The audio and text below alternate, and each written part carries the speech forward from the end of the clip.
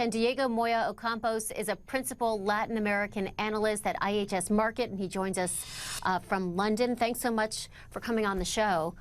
So, you look at these pictures, they're just incredible. Your heart goes out to the citizens of Venezuela. This crisis really just seems to get worse and worse. And then comes yet another wage increase. Do you think it's really going to have any impact for ordinary Venezuelans, or is this just more lip service?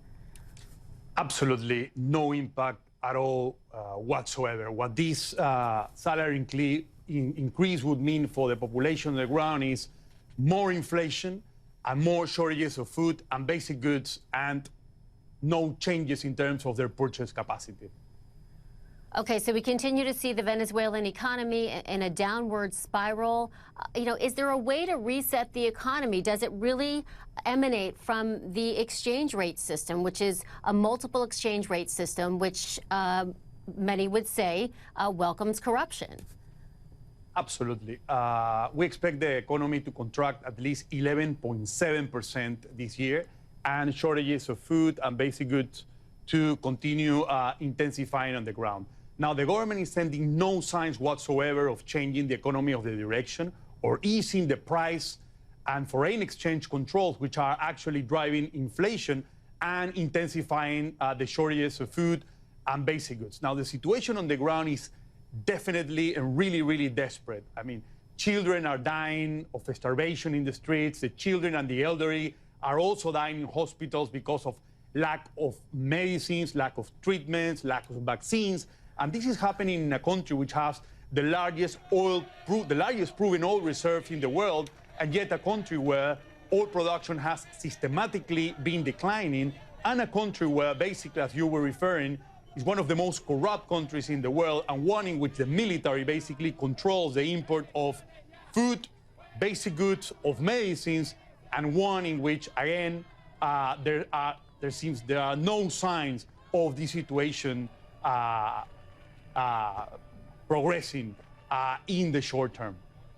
All right, so we know the laundry list of problems in Venezuela. You've just listed them, and they're just outrageous. What is the answer here? How do you reset the Venezuelan economy? Yes, but basically, key measures are, of course, creating confidence again for investors to come to the country, try to increase oil production, obviously reverting this model of development based in a strong intervention of the state in the economy, and easing price and foreign exchange controls. Now, the good news for this is that the opposition, which controls the National Assembly, is following a sort of impeachment process against incumbent President Maduro. This could be followed by a declaration of the abandonment of the presidential post. In practice, what this means basically is that there's a vacuum of power, which basically results from the president not fulfilling his constitutional duties. And if that declaration takes place, then an election can take place, according to the Constitution, within 30 days. So that obviously is going to be accompanied by street protests towards the presidential palace, basically demanding or notifying the president about the abandonment of the post, and that could certainly lead to regime change. So what we're seeing in the short term is the risk of government instability is significantly increasing, the possibility of regime change this year as a real possibility, but also the risk of protests and riots increasing. And we fear that this could be followed by a brutal, unprecedented response by the government, which has the support and the back of the military. All right, clearly no easy answers, but thanks so much for your perspective, Diego Moya-Ocampos. Thanks for your time.